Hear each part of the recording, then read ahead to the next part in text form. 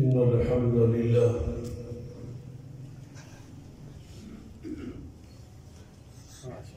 نحمده ونستعينه ونستغفره ونعوذ بالله من شرور أنفسنا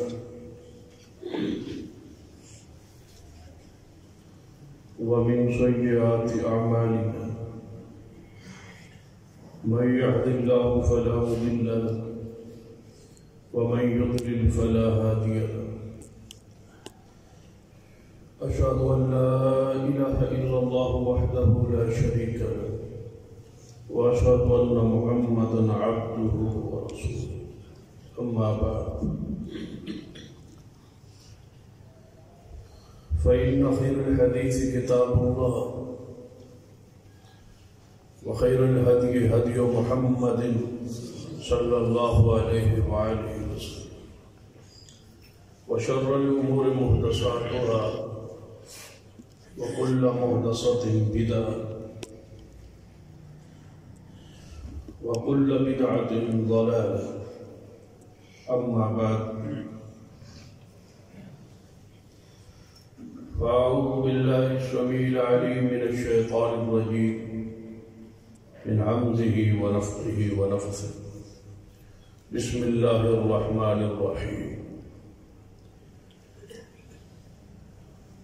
إنما وليكم الله ورسوله والذين آمنوا الذين يقيمون الصلاة ويؤتون الزكاة وهم راكعون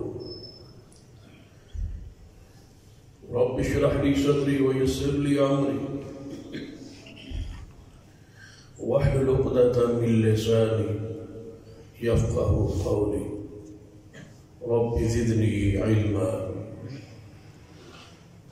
سبحان ربك رب العزة عما يصفون وسلام على المرسلين والحمد لله رب العالمين.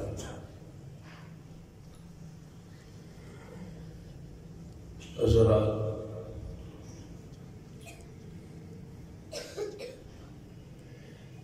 عقیدہ الولاء والبراء کے حوالے نال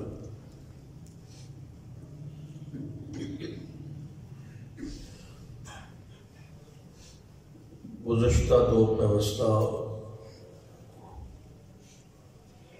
تو بعد کے اندر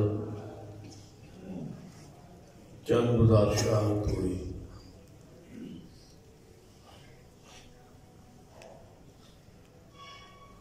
جس کے تحت انما ولیکم اللہ سب سے پہلے اور سب سے زیادہ جس سے تمہاری محبت ہو وہ اللہ کی ذات. تمہارا دوست، تمہارا ولی، تمہارا محبوب اللہ ہونا چاہیے.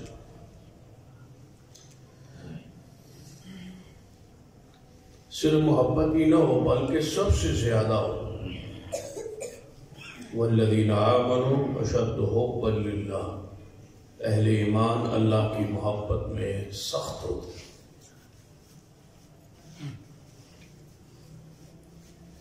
اور اللہ کی محبت جس وقت حاصل ہو جائے اس وقت از خود ہی جو اللہ کا دشمن ہے وہ مومن کا دشمن ہو جائے. یہ ہے والبراء کہ دشمن الہی سے نفرت ہو، بغض ہو، ناراضگی ہو، بیزاری ہو، اور اللہ کی ذات سے محبت.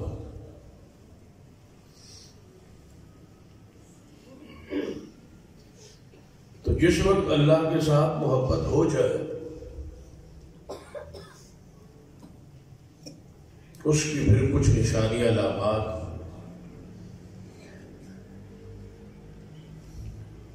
جس سے محسوس ہوتا ہے کہ اس بندے کو واقعی اللہ سے محبت ہے۔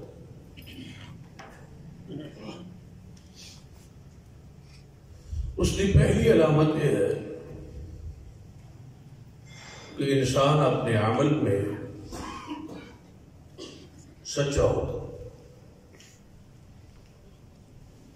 جو کہتا ہے وہ بھی سچ کہتا ہے، اور جو کرتا ہے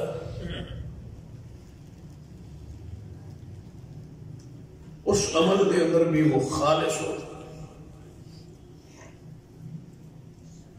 اس میں اپنے نفس کی کوئی خواہش، کوئی چاہت نہیں ہوتی۔ اللہ سے محبت کرنے والے شخص کے لیے ضروری ہے کہ وہ صدق فی العمل، عمل میں سچا ہو۔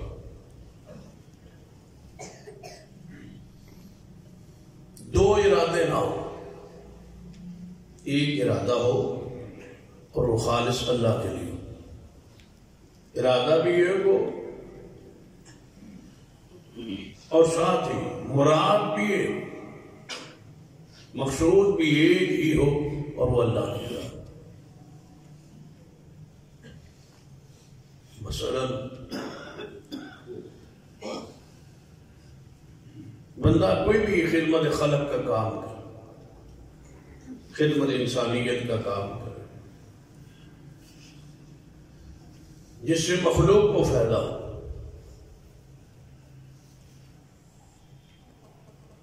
اس میں غربا بھی ہے، یتامہ ہے، مساکین ہے، ضرورت مند ہے، حاجت مند ہے، ان کی خدمت انسانیت کی خدمت،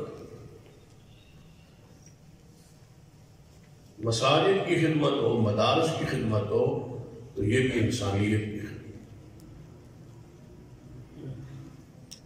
مساجد کا مقصد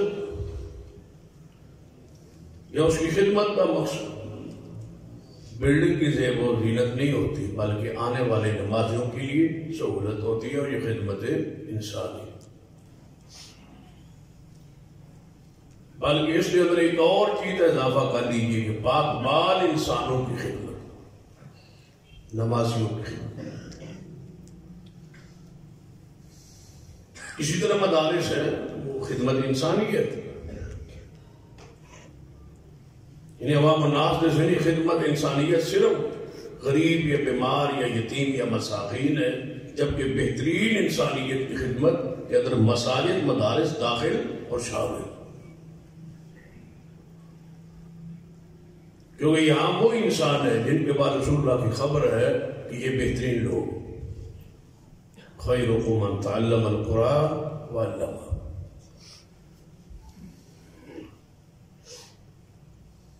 بندے کا ارادہ ہو کہ خدمت انسانیت ہوگی، ویلفیئر کو ٹرسٹ ہوگا، اس کے ذریعے ہم مال اکٹھا کریں،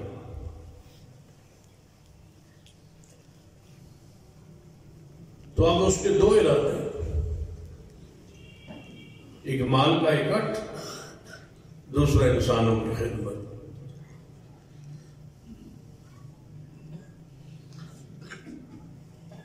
تو یہ دو ارادے جو ہے یہ صدق فی العمل کے خلاف، ایک ہی ارادہ ہو اور ایک ہی ذات مقصود ہو، وہ اللہ کی ذات، دوسری سوچ فکر میں دماغ میں آئی تو سمجھو کہ عمل کی صداقت ختم ہو۔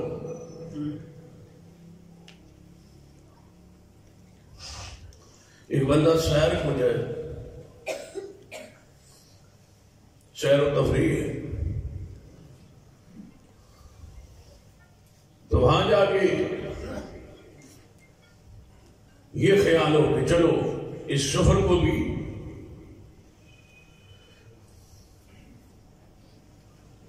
ہے تو ہے ہی سے ساتھ قرار دیے دے کہ یہاں کچھ دعوت کا کام کرتا ہے، سیر بھی ہو جائے، مقصود سیر تھا تو پھر وہی مقصود ہے، رسول اللہ فرماتے ہیں بندے کو وہی کچھ ملے گا جس کی وہ نیت کرتا ہے، ارادہ کرتا ہے۔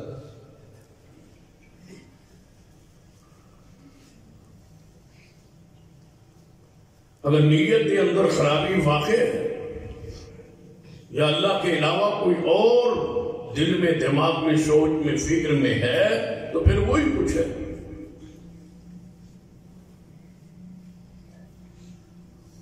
ایک بندہ کسی کو ملنے جائے، ارادہ کھانے پینے کا ہو اور دل میں وہاں جا کے میں اللہ کے لیے ملاقات، یا کوئی اور غرض غائب ہو یا اور مفاد ہو تو پھر وہ ملاقات اللہ کے لیے نہیں۔ جس کی نیت ہے وہی ثواب، وہی اجر۔ صحابہ کرام کی یہ کیفیت تھی کہ وہ اپنے عمل میں سچے تھے، جس کا سارے معاشرے بہت سے زیادہ فقدان ہے کہ اللہ کی وہ محبت و معرفت ہمیں حاصل ہی نہیں۔ قرآن پاک پڑھی، بار بار قرآن سچے لوگوں کے ساتھ ملنے کا اور سچے لوگوں کے ساتھ محبت کا پیغام اور درس دیتا ہے کہ جو اپنے عمل میں، کردار میں سچے ہیں ان کے ساتھ مل جاؤ۔ یا ایھا الذین آمنوا اتقوا اللہ وکونوا مع الصادقین، ایمان والو اللہ سے ڈرو، سچوں کے ساتھ ہو۔ دوسرے مقام پہ جہاں باقی اعمال کرنے والوں کے تذکرہ کیا، ساتھ فرمایا والصادقین والصادقات،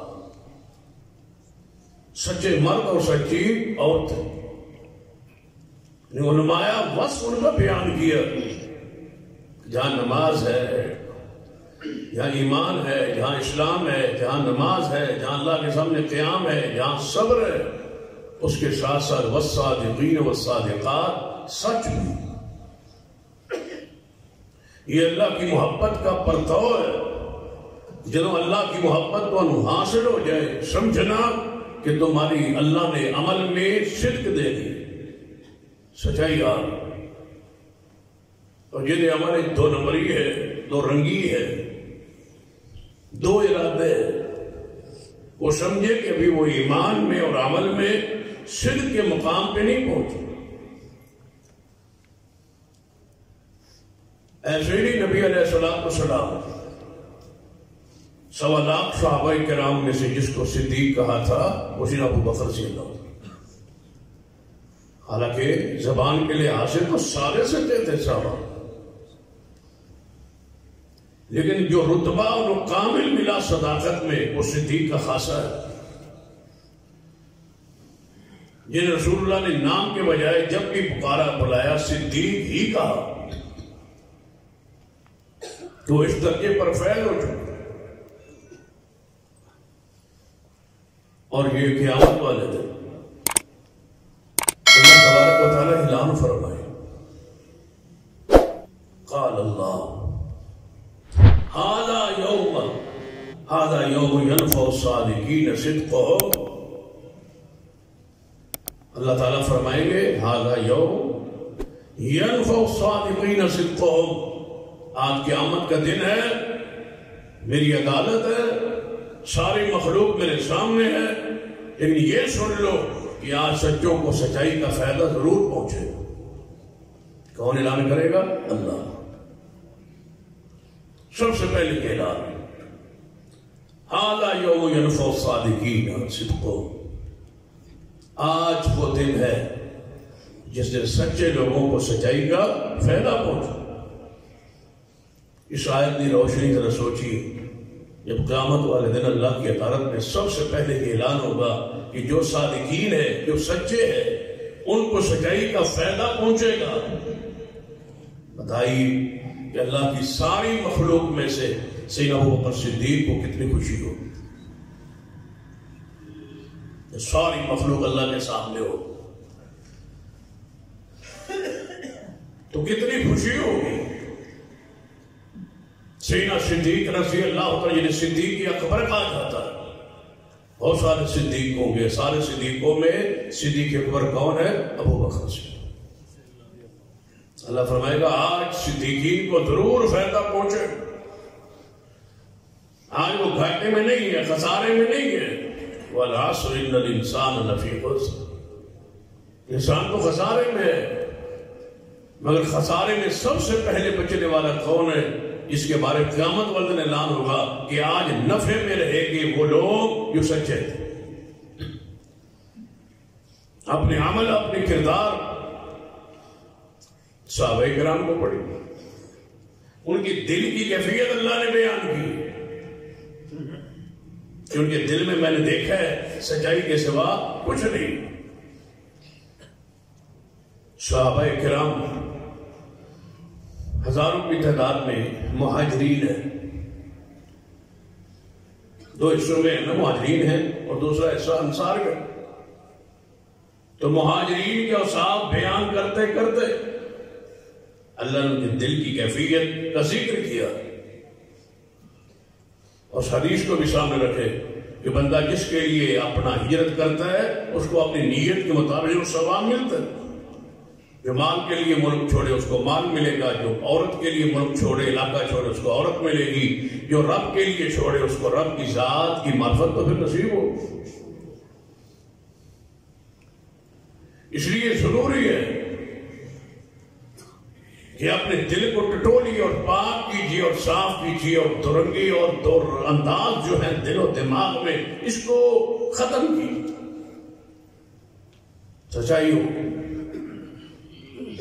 زبان اس وہی کچھ بولے جس کی اندر ترجمہ نہیں، زبان اور دل کی کیفیت بولتے ہوئے ایک ہو۔ جو میں کہہ رہا ہوں وہ دل سے سچ کہہ رہا ہوں، جو کر رہا ہوں وہ دل سے سچ۔ جس قول کا دل نہ گواہی دے، زبان سے بول رہا ہو، تو ایسے انسان کو اللہ کی محبت کیسے نصیب؟ اس لیے تو عبادت میں لذت نہیں، سکون نہیں، اطمینان نہیں، گھبراہٹ ہے۔ مسجد میں گھبراہٹ ہے، قرآن کی تلاوت میں گھبراہٹ ہے، فرق سکون اطمینان لذت محسوس نہیں ہو رہی۔ خطبے کے لیے وقت بوجھ ہوتا ہے، فلم اور ڈرامے میں اور فحاشی اور بے حیائی کے پروگرام میں پتہ ہی نہیں چلتا وقت گزرنے کا۔ یہ وہ کیفیت ہے جو بندہ اللہ کی معرفت سے محروم ہے، اللہ کی محبت سے اس کا دل خالی ہے۔ قرآن پاک مہاجرین و انصار صحابہ کے دل کی کیفیت بیان کرتا ہے، وہ کیفیت مطلوب ہے، اس کے لیے رسول اللہ تشریف لائے ہے، دل میں اللہ کی محبت بٹھانے کے لیے تشریف لائے ہے۔ اگر وہ حاصل نہیں ہے تو صرف نام رسول جھپکنے کا اور جھپ لینے کا اور اس کو محبت عقیدت پیار کے اظہار کا آخرت میں فائدہ نہیں ہو۔ نہ وہ کا نام آپ جھپتے رہے، لیکن دل کی گواہی دل کی کیفیت وہی چیزیں موجود ہو۔ قرآن پاک نے کیا کہا؟ رسول اللہ کس کے لیے آئے تھے؟ دلوں کی صفائی کے، اور پھر دلوں کی صفائی کی بھی ہے۔ پہلے آپ کی ذمہ داری قرآن نے بیان کی، لَقَدْ مَنَّ اللَّهُ عَلَى الْمُؤْمِنِينَ إِذْ بَعَثَ فِيهِمْ رَسُولًا مِّنْ أَنفُسِهِمْ يَتْلُو عَلَيْهِمْ آيَاتِهِ وَيُزَكِّيهِمْ۔ احسان کیا مومنوں پر، ہم نے رسول بھیجا تاکہ ان کے دل کو صاف کرے۔ تو دل کو صاف کس لیے کرے؟ کس کے ذریعے کرے؟ کس نسخے کے ساتھ کرے؟ کس کتاب کے ساتھ کرے؟ یتلو علیہم آیات، قرآن پڑھ کر۔ یہاں دل صاف ہوتے ہیں قوالی کے،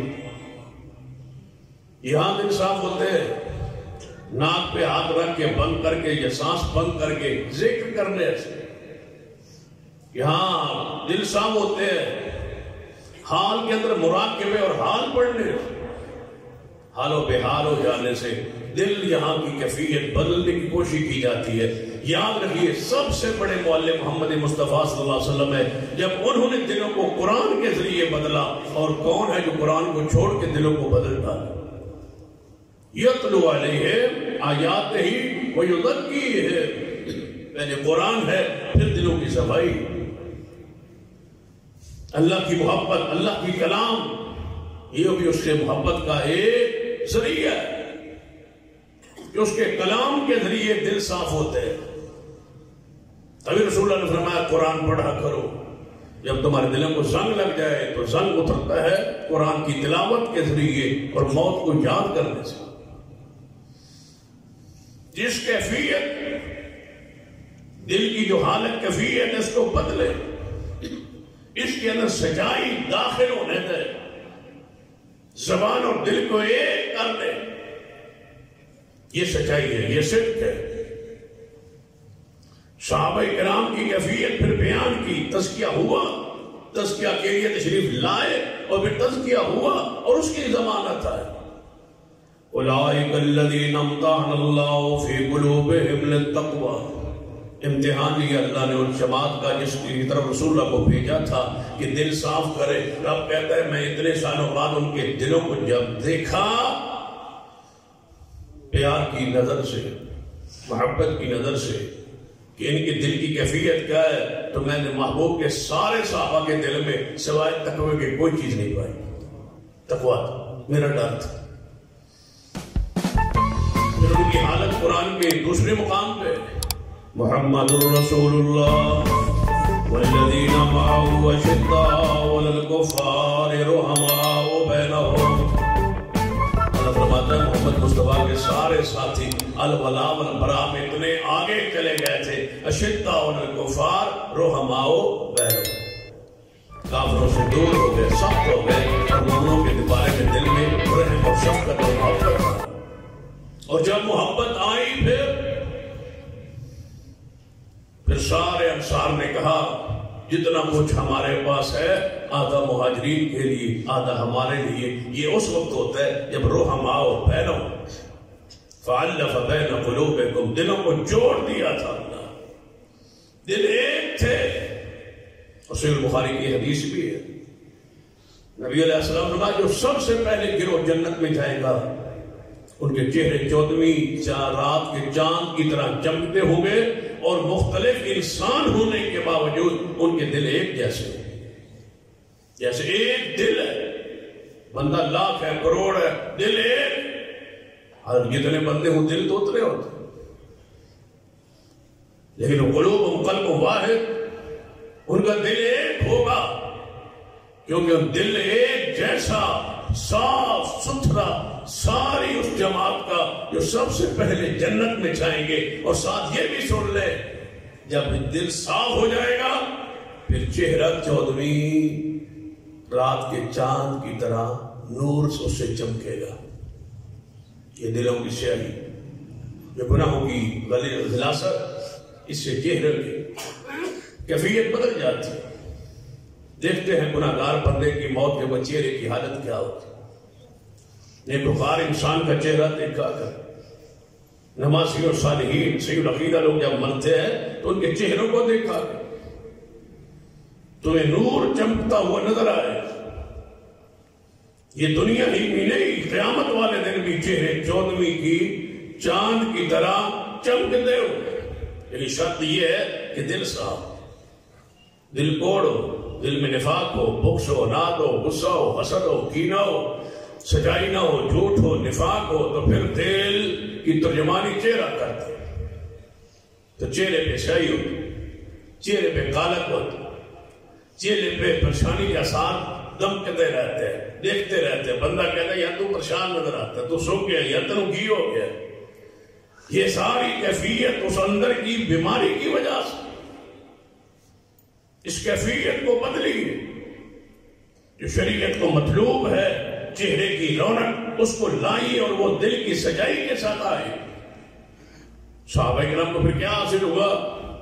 اشداء علی الکفار رحماء بینہم، یہ ساری شان بات میں ہے۔ سب سے پہلے کیا ہے؟ محمد رسول اللہ والذین معه اشداء علی الکفار رحماء بینہم، مومنوں سے محبت، دشمنوں سے نفرت، الولاء والبراء لیکن جب کامل ہو گئے پھر آگے کیا ہے؟ تراہم رکعاً، نمازوں کی لذت بعد میں، ساری دوستی گندے بندوں کے ساتھ ہے، اٹھک بیٹھک بے نمازوں کے ساتھ، کھانا پینا چلنا پھرنا کھیلنا سمارا بد کرداروں کے ساتھ. تو پھر ہم تلاش کرتے ہیں نماز میں سکون ہے. ایسا نہیں ہوگا. پہلے دوستی بدلی. اشداء علی الکفار رحماء بینہم، بیٹھک بدلیے، مجلس بدلیے. سارا دن بیٹھک اٹھک جو ہے گندے بندوں کے ساتھ ہے، نشیوں کے ساتھ ہے، سگریٹ نوشوں کے ساتھ ہے، تاش کھیلنے والے، جوا کھیلنے والے، بدکار شراب پینے والے، اور رات کو سجدے میں لذت آئے. پھر ایسا تو نہیں ہوتا. پھر وہی خوابیں آتی ہیں، وہی دلوں پہ دماغ پڑتے ہیں، وہی بیماریاں ہوتی ہیں، وہی تکلیفیں ہوتی ہیں، وہی ڈراؤنا، بندہ ڈرتا ہے، لذت آری ہوتا ہے. اس کے لیے شرط ہے دوستی پاکیزہ ہو، رات کو پھر خواب دیکھنا. انس بن مالک فرماتے ہیں سارا دن رسول اللہ کو سوچتا تھا. رسول اللہ جب دنیا سے چلے گئے نا تو سارا دن میں رسول اللہ کے بارے میں سوچتا تھا. سارا دن حضور چہرے کے آگے، آنکھوں کے آگے رہتے تھے. ہر وقت حضور کے بارے میں سوچتا تھا.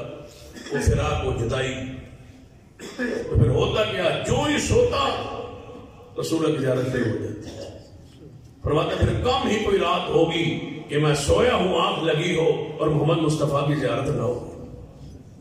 لیکن یہ کیفیت دن کے سوچ، جاگتے ہوئے یہ سوچ بدلنا ہو. سارا دن درود پڑھیں کیا سکتے ہیں، رات کو آپ پریشان ہو، رات کو پھر رسول اللہ کی زیارت ہو. سارا دن نماز میں گزارے، پاکیزہ گزارے، زبان سے سچ بولے، پھر رات کو دیکھنا کہ مناظر کیا ہوتا ہے. نبی علیہ السلام کے صحابہ کی کیفیت، گندی دوستی کو چھوڑ کے بغیر رشتہ دار سے کافر چھوڑ دیے، پھر کیا کی یہ لذت. پہلے سنیے کہ صحابہ کس مقام پہ، اشداء علی الکفار، کافروں سے نفرت، کافروں کے سخت. وہاں میں رشتہ دار ہے، بھائی باپ ہے، بھائی بیٹا ہے، بھائی بھائی ہے، بیوی ہے، رشتہ دار ہے، کوئی ہے، محبت نہیں ہے دل. لا تجد قوما یؤمنون باللہ والیوم الآخر یوادون من حاد اللہ ورسولہ. اللہ فرماتا ہے کہ محبوب تمہاری قوم، تمہاری جماعت، تمہارے صحابہ، ان کے دلوں میں کافروں کی محبت نہیں ہے. وَلَوْ كَانُوا آبَاءَهُمْ أَوْ أَبْنَاءَهُمْ أَوْ إِخْوَانَهُمْ أَوْ عَشِيرَتَهُمْ. باوی قبیلہ، باوی بھائی، باوی بیٹے، باوی والدین کفر پر ہیں، اللہ اس کے رسول کے نافرمان ہیں. میں اللہ گواہی دیتا ہوں کہ ان کے دل میں کسی کی محبت نہیں ہے. محبت ہے تو مومنوں سے. ہم تو برادری نہیں چھوڑ سکتے، ہم تعلقات تو نہیں چھوڑ سکتے. اہل شرک کے جنازے، اہل بدعت کی رسومات میں شامل داخل ہوتے ہیں. برادری ہے، تعلقات ہے. جب چھوڑتے نہیں ہیں تو پھر لذت نہ حاصل ہو. یہ ساری عبادات اللہ کی محبت کے بعد. محمد الرسول اللہ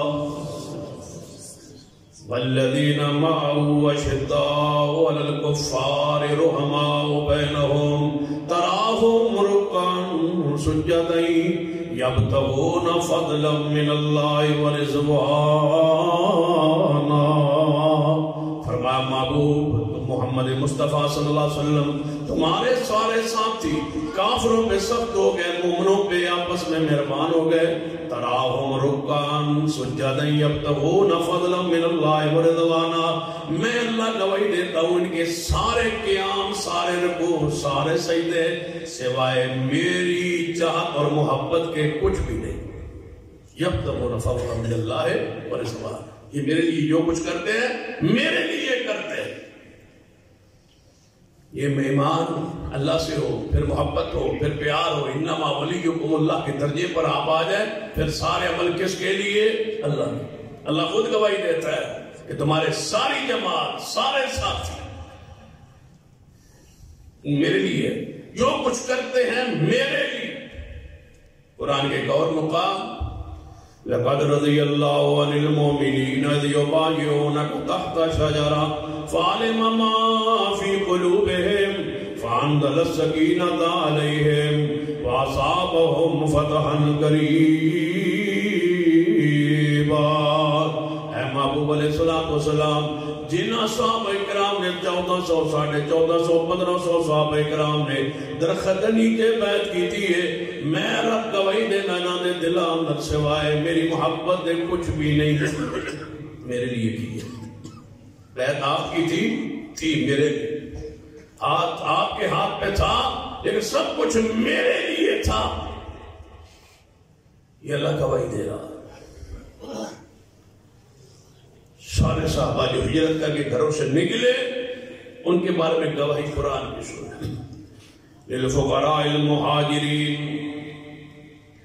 للفقراء المہاجرین الذین اخرجوا من دیارہم واموالہم وہ سارے مہاجرین جنہوں اپنے گھرہ جو نکالیا گیا اپنے مالا تو نکالیا گیا مال چھوڑ دیا کاروبار چھوڑ دیا تجارت چھوڑ دی کوٹیاں ملات مکانات جو کچھ ہے اخرجوا من دیارہم واموالہم مال بھی چھوڑ دیا اپنا گھر بار بھی چھوڑ دیا کس لیے چھوڑا یبتغون فضلا من اللہ ورضوانا اے اللہ فرماتا ہے میرے محبوب میں نے سارے مہاجرین کے دلوں کو دیکھا ان کے دلوں کے اندر سوائے میری رضا کے میری محبت کے کچھ بھی نہیں میرے لیے گھر چھوڑا میرے لیے مال چھوڑا میرے لیے سب کچھ چھوڑا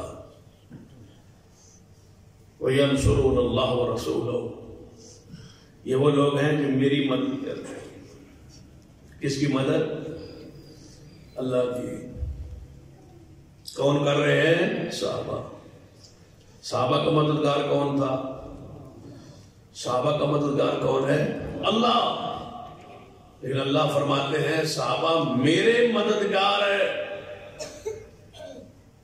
میرے رسول کے وہ مددگار ہے یہ درجہ بہت کم لوگوں کو نصیب ہوتا نبی علیہ السلام نے سینہ سعد کے لیے کہا تھا نا صحابہ کہتے تھے جب محبت میں آتے پیار میں آتے کہ ہمارے ماں باپ تجھ پہ قربان یا رسول اللہ رسول اللہ نے انہیں کہا تھا سعد تجھ پہ میرے ماں باپ قربان ساری دنیا کا مددگار اللہ ہے اللہ فرماتے ہیں میرے مددگار میری زمین پر پیغمبر کے صحابہ مہاجرین ہیں وَيَنْصُرُونَ اللَّهَ وَرَسُولَهُ جنہوں نے میری دین کی مدد کی اور میرے محبوب محمد مصطفیٰ کی مدد دین پھیلانے میں دین پہنچانے میں دین بیان کرنے میں دین کی حفاظت میں دین کی نگرانی میں میری توحید کے رکھوالے چوکیدار نگران میری پہچان میری معرفت کائنات کو بدلانے والے یہ ہیں میرے مددگار اصل جدو مشکل پہ کس کو پکارتے اللہ کو کہ وہ ہماری مدد کرے اللہ کے دین کی مدد کے لیے ہم تیار نہیں ہم مشرکین کی مدد کے لیے تیار ہیں اہل بدعت کی مدد کے لیے تیار ہیں ان کے لیے ترپالے کناتے اور ان کی پھوڑیاں بچھاتے ہیں یہاں بے اہل بدعت کرے ان کے لیے جگہ صاف کرتے ہیں یہاں اہل بدعت کرے ان کے لیے خام مال مہیا کرتے ہیں کہ یہاں بدعت ہوگی جب مدد کے لیے ضرورت پڑے تو ہم مباید ہے یا اللہ تیرے سوا ہمارا کوئی نہیں رب کہتا ہے تم نے میرے دین کی مدد کی ہے جو میں تمہاری مدد کروں وَيَنْصُرُونَ اللَّهَ وَرَسُولَهُ صحابہ تو وہ تھے جو میری مدد کرتے تھے کیا مانا میرے دین کی اور میرے محمد مصطفیٰ کی مدد کرتے تھے آگے آواز آئی اولئک وَيَنْصُرُونَ اللَّهَ وَرَسُولَهُ اولئک هم الصادقون فرمایا یہ وہ لوگ ہیں جن کے دل میں سوائے میری محبت کے میری چاہت کے میری رضا کے اور کچھ بھی نہیں میں ان کے دل کی گواہی دیتا ہوں کہ جو ان کا زہر ہے وہی ان کا باطن لکھا ہے محدثین کرام جو بندہ اللہ سے محبت نہیں نہ کرتا وہ اس کا ادب بھی نہیں کرتا اور یاد رکھیے جو مشرک ہوتا ہے وہ سب سے بڑا رب کی زمین پہ اللہ کا گستاخ ہو شرک گستاخی جو شخص اللہ کا ادب نہ کرے اللہ اس سے سنتوں پر عمل کی توفیق چھین لیتا ہے اور جو سنتوں پہ عمل جب چھین لیتا ہے، سستی شروع ہوتی ہے، تو پھر اللہ فرض کی بھی توفیق چھین لیتا ہے۔ جب فرض کی توفیق چھین لے تو پھر وہ اپنی معرفت کی بھی توفیق چھین لیتا ہے۔ پھر کوئی پتہ نہیں ہے وہ درختوں کا پجاری، کوئی اس کو پتہ نہیں کہ میں مٹی کا ہوں، میں پتھر کا ہوں، میں گھوڑے کا ہوں، میں جانور کا ہوں، میں پوجا جھاڑی کی کر رہا ہوں، تعویذ کی کر رہا ہوں، دھاگے کی کر رہا ہوں، وہ میری معرفت سے معروم ہے۔ ماننے پہ آئے تو حیوان کو جھک جائے، ماننے پہ آئے درندوں کو سجدہ کرے، ماننے پہ آئے سورج کو سجدہ کرے، تاروں کو سجدہ کرے، بھیڑیوں کو سجدہ کرے، جانوروں کو سجدہ کرے، نہیں کرے گا تو رب کی ذات کو نہیں کرے۔ یہ معرفت سے معروم ہی۔ انبیاء کو پڑھے جنہوں نے اللہ کی معرفت حاصل کر لی تھی، پھر وہ اللہ کا ادب کرتے، اللہ کا اتنا ادب۔ یہ سارا جتنا شرک ہے یہ اللہ کی گستاخی ہے۔ قبروں کو پکا کرنا، پختہ کرنا، چڑھاوا چڑھانا، پھول چڑھانا، یہ ساری چیزیں اللہ کی توہین کے زمرے میں ہے، اس لیے کہ مشرک رب کا ادب جانتا ہی نہیں، اس کو معرفت ہی نہیں۔ وہ پیروں کو پیر چومے گا، وہاں سجدے کرے گا، وہاں چڑھاوے چڑھائے گا، وہاں نذرانہ چڑھے گا، انہی کو جھکے گا۔ اس کے دل و دماغ میں وہی ہے، رب کی ذات کی پہچان ختم ہو۔ وہ اتنا ہی رب کو جانتا ہے جتنا ابو جہل جانتا تھا کہ ایک اللہ ہے، اس نے زمین بنائی، آسمان بنایا، سارا کچھ بنا ہے، لیکن یہ جو ہیں بزرگ، ان کو اللہ نے اختیار دی ہوئی ہے، ان کو اللہ نے تفویض کر دیا سارا کچھ، یہ مختار بنا دیے گئے، ان سے سارا کچھ کرنا ہے، یہی سفارشی ہیں، یہی بچائیں گے، یہی اللہ کے پیارے ہیں، یہی قیامت والے دن بچائیں گے۔ وہ ساری زندگی ان کو راضی کرتے کرتے مشرک مر جاتا ہے، رب کو نہیں راضی ہوتا، اس لیے اس کو رب کی پہچان ہی نہیں، محبت ہی نہیں، پیار ہی نہیں، اس راہ پہ یہ چلا ہی نہیں۔ اور جب اللہ کی معرفت ہو جائے تو قرآن پڑھیے، آدم علیہ السلام رب نے روکیا سی نا جنت کے درخت کے پھل سے، پھر بھول گئے اور وہ پھل کھا لیا۔ اب مشرک کا، بدعقیدہ کا اور کافر کا انداز دیکھیے اور رب کے پیاروں کا انداز دیکھیے۔ شیطان نے کیا کہا کہ یا اللہ میں تیرے بندوں کو گمراہ کروں گا، تیرے بندوں کے آگے پیچھے دائیں بائیں اوپر نیچے بیٹھوں گا، اس واسطے کیوں؟ یہ سارا کچھ میں کیوں کروں گا؟ دماغ ہوتا نہیں، اس لیے کہ تو نے مجھے گمراہ کیا، سرکش بنایا، لعنت کی، دھتکارا، پھٹکار پڑی مجھ پہ تیری طرف سے، لہذا میں تیرے بندوں کو گمراہ کروں۔ اب بتائیے یہ اللہ سے ہم کلام ہونے کا طریقہ ہے؟ کون کہہ رہا ہے؟ شیطان۔ دماغ ہوا اتنا، تو نے مجھے گمراہ کیا ہے نا، تو نے مجھے سرکش کیا ہے نا، لہذا میں تیرے بندوں کو گمراہ کروں گا۔ شیطان نے سجدہ نہیں کیا تھا، رب نے کہا سجدہ کر، اس نے نہیں کیا، کہتا ہے تو نے مجھے گمراہ کیا نا۔ آدم علیہ السلام کو روکا تھا کہ پھل نہیں کھانا، کھا بیٹھے۔ اب آدم علیہ السلام انداز دیکھیے، ربنا ظلمنا، یہ وہ محبت کا انداز، یہ وہ ادب کا انداز۔ یہ نہیں کہا تو نے توفیق دی، تو نے ایسا کیا، شیطان پیچھے لگا، اس نے ہمیں پھسلایا اور تو نے ہمیں پھل کھانے پر مجبور کر دیا اور میں نے کھا لیا، یہ سب کچھ تیری طرف سے ہوا۔ نہیں، اللہ والے ایسے نہیں کرتے، مواحد ایسا نہیں کرتے، توحید پرست ایسا نہیں کرتے، صحیح العقیدہ لوگ ایسے نہیں کرتے۔ دیکھ لے مشرکین کا نظریہ دیکھ، ان کو وسعت ملے، رزق ملے، مال ملے، اولاد ملے، جو ملے، یہ کہتے ہیں بزرگوں کے کرم، سرکار کا کرم، مجال ہے اللہ کی طرف نسبت کرے۔ یہ سب تمہارا کرم ہے آقا کے بعد اب تک بنی ہوئی ہے، جتنا دیا سرکار نے مجھ کو اتنی میری اوقات نہیں. یہ سارے جملے اہل شرک کے جنہوں نے اللہ کو پہچانا ہی نہیں. باقاعدہ وہ بنا ہوتا ہے چارٹ سا اور دکانوں پہ لگا ہو، جتنا دیا سرکار نے مجھ کو. کون دیتا ہے؟ اللہ. یہ کیا لکھا ہوا ہے؟ اتنا دیا سرکار نے مجھ کو اتنی میری اوقات. اوقات میری اس تو بھی تھلے سی. یہ سب کچھ تیرا کرم ہے آقا کے بعد اب تک بنی ہوئی. یہ اہل شرک کے، اہل کفر کے، اہل بدعت کے، گمراہ لوگوں کے یہ جملے. گاڑیوں کے پیچھے دیکھو ایسا نشر لکھا ہوتا ہے، جو قسمت میں نہ لکھا ہو وہ حسین سے مانگ لو رضی اللہ تعالی. اور بڑے جملے ہوتے ہیں، شرکیہ بھی ہوتے ہیں، کفریہ بھی ہوتے ہیں، گمراہی سے بھرے ہوئے ہوتے ہیں. نہ قانون ہے نہ کوئی ضابطہ ہے. تبھی تو اللہ قرآن پاک میں فرماتے ہیں ما لکم لا ترجون للہ وقارا، تو آڑی نظر میرا ہی وقار کوئی. جاؤ کسی کو بھی کہہ دو جی بس تھوڑے دو من نسب کہہ دیتے سارا کچھ تھوڑا ہی دیتا کھا رہے ہیں. یار آ جاؤ روٹی شوٹی کھا لو، بس اگے بھی تھوڑا ہی کھانے. یعنی یہ تو اتنے بھی رزق یہی پہنچانا تھوڑے ہی کھانے. یہ سارے کفریہ جملے معاشرے میں معروف ہے. اللہ نبی وارث اللہ تے بھائی بن پاک دا سارا.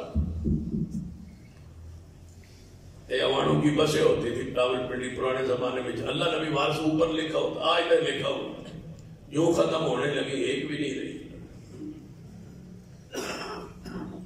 شرکیہ جملے کی آغاز بنیاد اول آخر شرک ہے. اس لیے کہ یہ بدبخت جاہل لوگ اللہ کی معرفت سے محروم ہیں. شیطان کیا کہتا ہے؟ دماغ تو نے گمراہ کیا. نعوذ باللہ.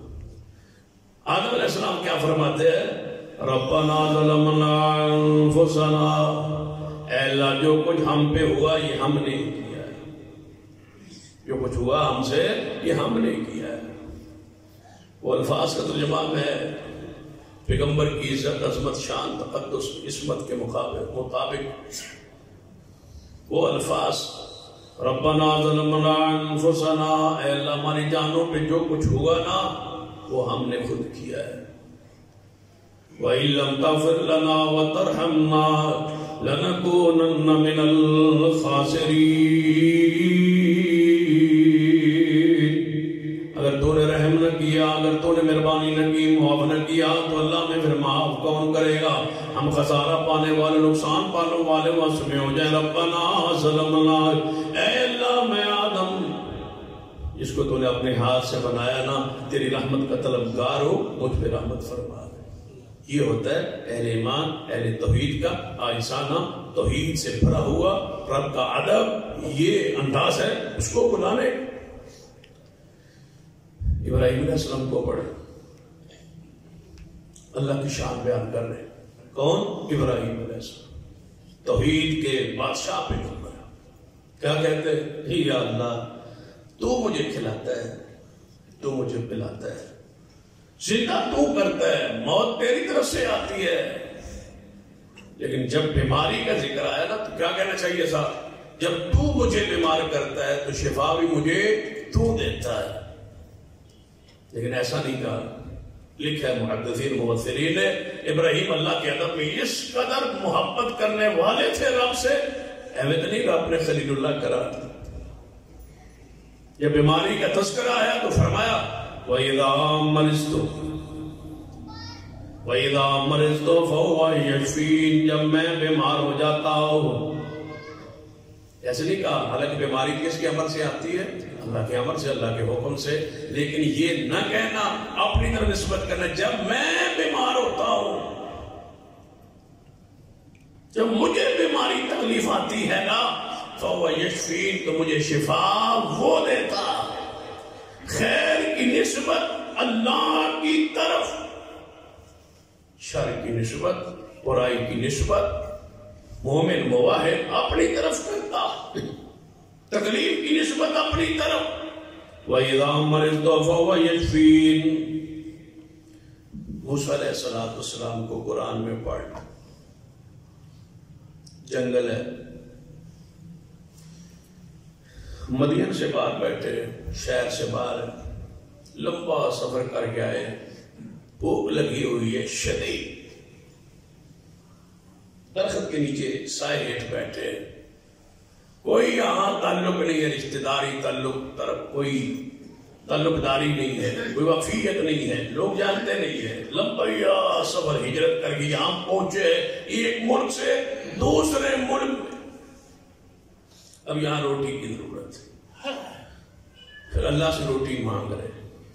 بندہ جتنے دن کا بھوکا ہو تو بندہ ڈائریکٹ بات کرتا نا، اگر یار تنوں بھوک لگی اسی نے پھر بے تکلفی تعلق اتنا ہے تو تم مانگ لینا سی، کہہ دینا سی کہ کھانا کھا رہا ہے۔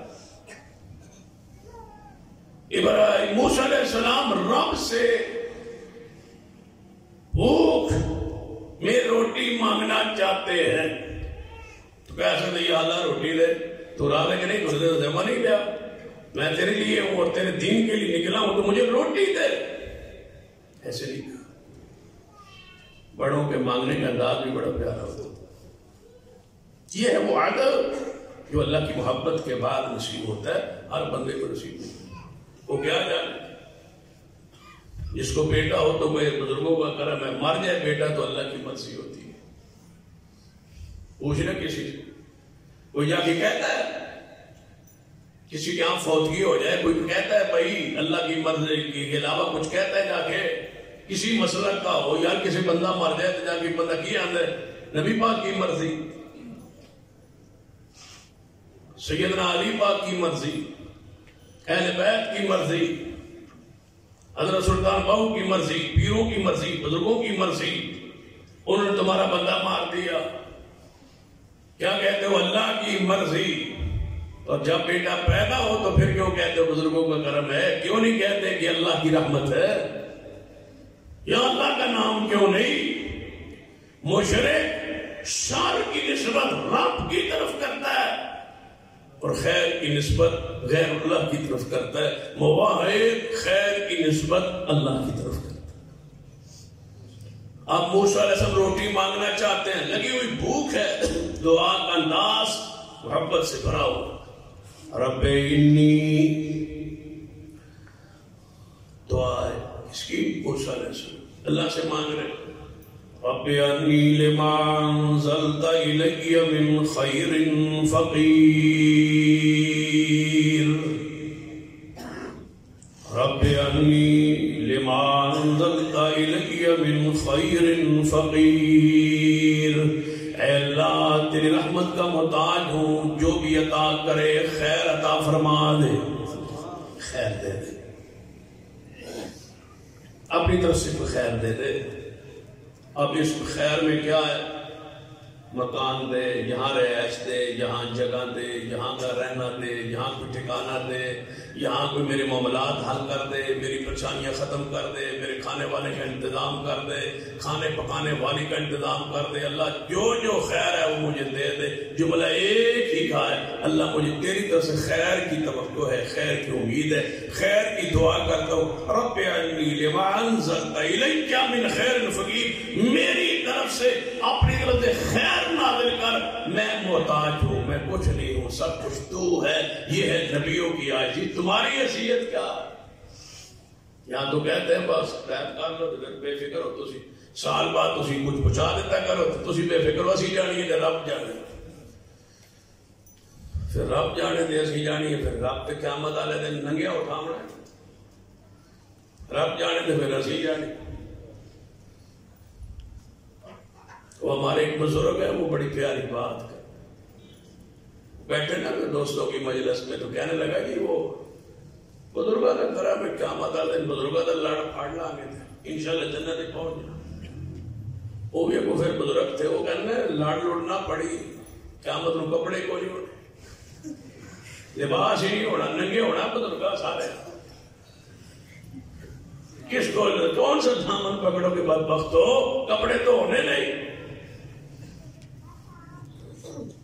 اور وہاں اتنی حالت کیفیت وہاں ہوگی کہ کسی کو دیکھنے کی ہمت نہیں ہوگی.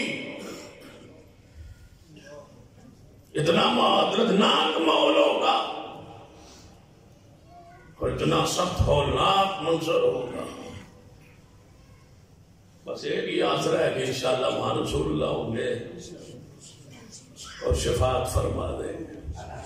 لیکن مشرک اس سے بھی نہ امید ہے. رسول اللہ فرما دے اللہ پہلے فرمائے گا مشرک کے لیے دعا نہیں کرنا. یہ رب کا گستاخ یہ کسی کھاتے کا نہیں اور کسی محل میں کسی میدان میں یہ کامیاب ہوتا ہی نہیں. ناکام ہے دنیا میں بھی آخرت میں. ابراہیم علیہ السلام، موسیٰ علیہ السلام، پڑھ لیجیے ایوب علیہ السلام کتنے بیمار ہیں. 18 سال 18 سال بندہ یار بیمار ہو کہ بندہ چار پہنا لگ جائے تو بندہ تھک ہی جاتا ہے. اور کئی ہم نے بزرگ دیکھے ہیں 2 4 5 سال بیمار ہے تو پوچھنے جائے تو کہتے ہیں جی نماز بھی پڑھتے ہیں سام بس پتہ نہیں سڑ کی ہو گیا جی، کوئی یہ غلطی ہو گئی ہے، کوئی یہ گناہ ہو گیا ہے جی. جانے نہیں چھڑتے دکھ تکلیفہ کر چو نکلتی ہے ہی نہیں. یہاں 18 سال کی بیماری ہے.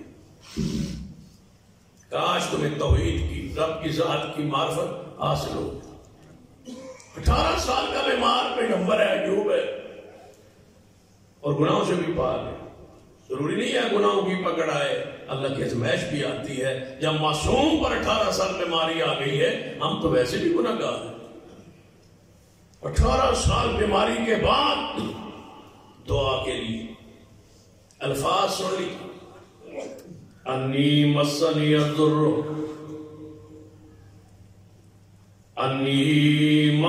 الضر وانت ارحم الراحمین. اے اللہ تو سارے مہربانی کرنے والوں میں سے سب سے زیادہ مہربانی کرنے والا ارحم الراحمین تو ہے. مجھے تکلیف آئی ہے، تکلیف مجھے آئی ہے. انی مسنی الضر، مجھے تکلیف آ گئی ہے، میری طرف سے آ گئی ہے، مجھے آ گئی ہے. تو رحمت رحم کرنے والا ہے، تو نہیں نا تکلیف دیتا، تو رحم کر رہا ہے نا. تکلیف بس مجھے آ گئی ہے. اے اللہ میں تجھ سے شفا کی دعا کرتا ہوں. پھر اللہ نے انتظام ویسے کیا جیسے گمان، جیسا ایمان عقیدہ تھا. ہم نے کبھی ادھر گیا ہی نہیں. سر درد ہو اسپتال دوڑتے ہیں، دوائیوں کی طرف ہماری توجہ ہوتی ہے، اللہ کی طرف توجہ کم ہوتی ہے. تبھی وہ اس طرح شفا نہیں دیتا، پھر دوائیوں کے حوالے کرتا ہے. میں کھاندہ رہے تھے کچھ آرام پاندہ رہے. کبھی رات نہیں میں ایسے بھی کر لیا کرے. اللہ کی قسم دوائیوں سے پہلے شفا دینے پر قادر ہے، اور بغیر دوائیوں کے شفا دینے پر قادر ہے. جب قادر ہے تو پھر پہلے رابطہ اس سے ہو، اس سے محبت ہو، اس سے تعلق ہو. نبی علیہ السلام کے معراج کے سفر پڑھی، حضور معراج میں تشریف لے گئے. ما زاغ البصر وما طغى. اللہ فرماتا ہے مجال ہے میرا نبی ادھر ادھر جھانکے. یہاں سے سفر شروع ہوا، 3500 سال کا سفر ہے، 7ویں آسمان تک. اتنا سفر اور علاقہ ایسا جب پہلے دیکھا ہوا نہیں ہے، دوسرا پورا جہان ہے. ما زاغ البصر وما طغى. اللہ کا عادت اتنا ہے محبوب کو، فرمایا ادھر جھانکا نہ ادھر جھانکا نہ. نگاہ حد سے بڑی وہی نگاہ رہی جہاں رب نے فرمایا. جب یہ کیفیت ہوئی پھر کیا ہوا؟ لقد رأى من آیات ربہ الکبریٰ. فرمایا جب ہم نے ان کی آنکھ کو دیکھا، نہ ادھر جا رہی ہے نہ ادھر جا رہی ہے نہ آگے بڑھ رہی ہے، جو کچھ جہاں تک ہم نے حد مقرر کی میرا نبی وہی دیکھ رہا ہے. پھر ہم نے کیا کیا؟ اپنی بڑی بڑی نشانیاں محمد کی آنکھوں کے سامنے کر دی. فرمایا جو ہمارے لیے ادب کرے پھر ہم اس کے لیے تو بڑی بڑی نشانیاں کھول دیں. پھر ہم نے نشانیاں دکھائی. تو نبی علیہ السلام نے کیا دیکھا معراج میں وہ تو ایک لمبی تفصیل ہے، لیکن یا سارا صلہ ادب الہی کا. ہماری نماز دے گلے کوئی ناک صاف کر رہا ہے، کوئی کان صاف کر رہا ہے، کوئی جناب کپڑے سیدھے کر رہا ہے. ہر بندہ آ رہا ہے، کوئی پیر نیچے سے کھیل رہا ہے، ادھر اٹھاتا ہے پھر ادھر رکھتا ہے پھر ادھر اٹھاتا ہے پھر ایسے چوم رہا ہے نماز میں. رسول اللہ نے 3500 سال کا سفر رات کے تھوڑے حصے میں کیا ہے، لیکن مجال ہے وہاں سے آنکھ ہٹائی ہو جہاں رب نے حکم نہ دیا ہو. بس وہی ہے جہاں رب، تب نشانیاں دیکھتے ہیں، تب لذت آتی ہے، تب سکون آتا ہے جب اللہ کے حکم سے آگے پیچھے نہ ہو. یہ اللہ کا ادب ہے نا. یہ جو ہم کپڑے پہنتے ہیں اللہ کے لیے ادب.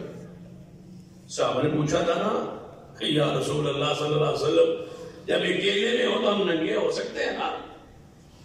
اکیلے ہو تو ننگے تو ہو جائے.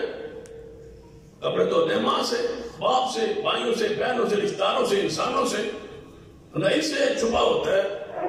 رب کے لیے تو سب کچھ زہر ہے. جب بندہ اکیلا ہو پھر تو کچھ ضروری نہیں ہے نا. تو آپ نے فرمایا ساری مخلوق سے زیادہ اللہ زیادہ حقدار ہے کہ اس سے حیا کیا جائے. اکیلے میں ہونا یہ تصور تو ہے نا، یقین ہے نا کہ رب تمہیں دیکھ رہا ہے. جب رب تمہیں دیکھ رہا ہے تو بندہ، اگر کوئی دیکھ رہا ہو نا کسی کے بارے میں کہ وہ مجھے دیکھ رہا ہے تو بندہ برہنہ نہیں ہوتا.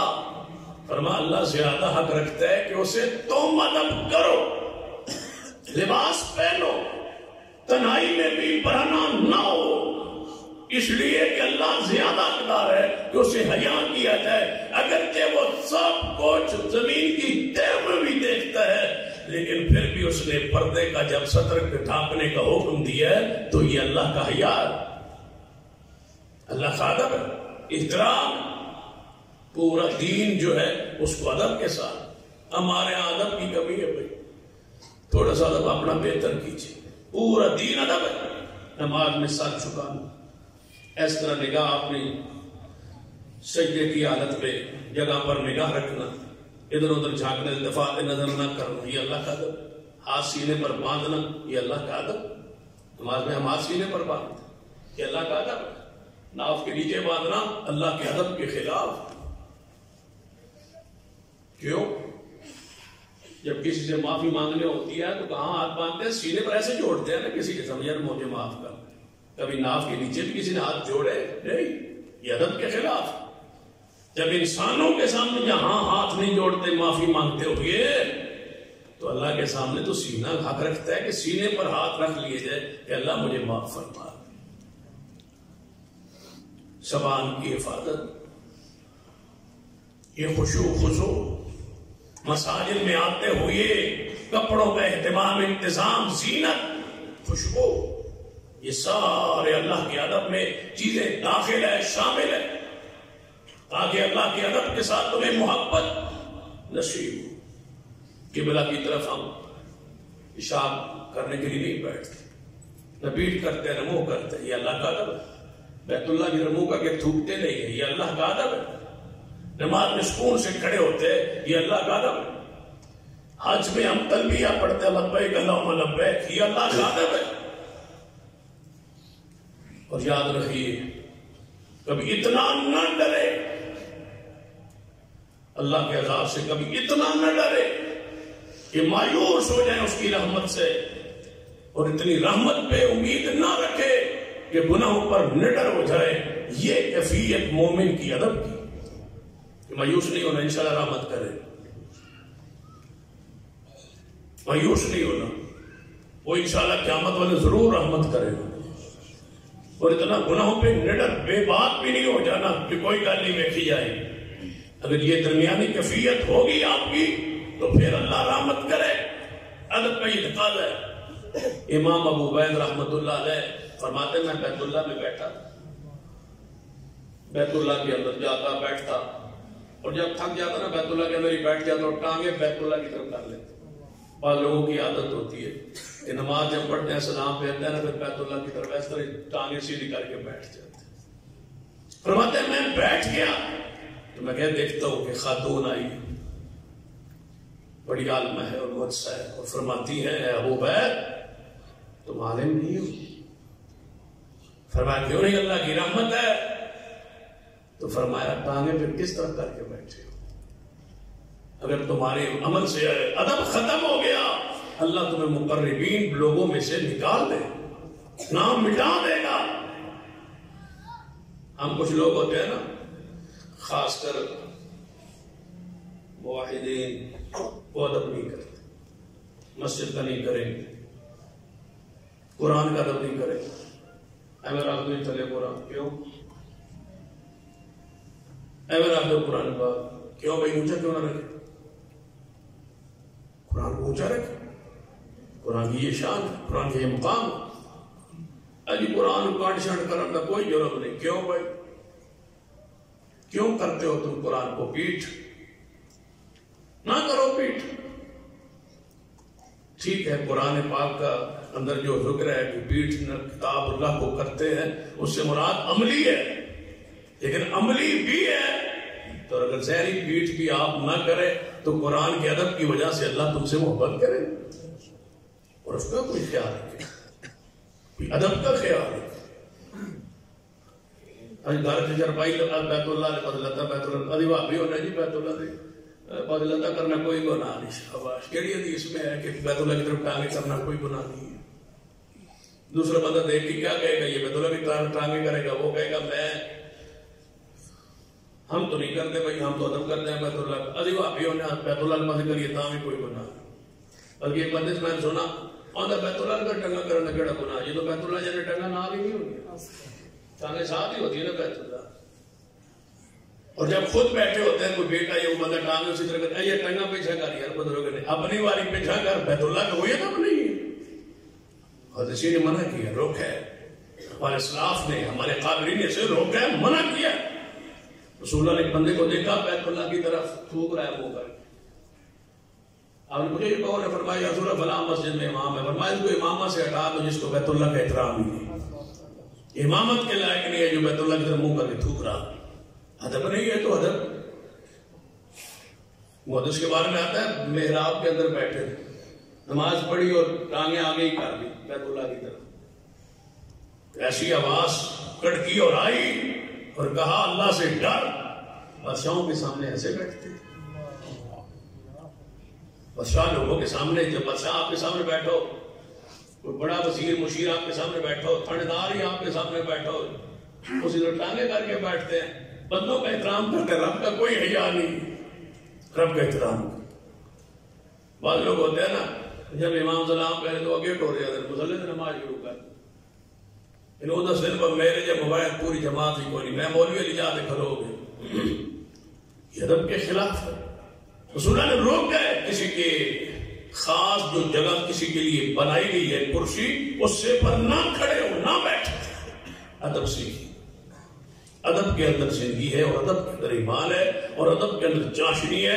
اور موحد سب سے زیادہ ادب کرنے والا ہوتا ہے کس کا؟ اللہ کا. اللہ کا ادب سیکھی. اس کے بعد ہے پھر آگے رسول اللہ کا ادب اور باقی صحابہ کرام، آل رسول، اہل بیت، مکہ مدینہ، کتاب اللہ، سب کا ادب احترام درجہ بدرجہ آگے انشاءاللہ خطبات میں آئے گا. اللہ مجھے اور آپ کو توفیق عطا فرمائے. اقول قولی ھذا واستغفر اللہ لی ولکم ولسائر المسلمین وآخر دعوانا الحمد للہ.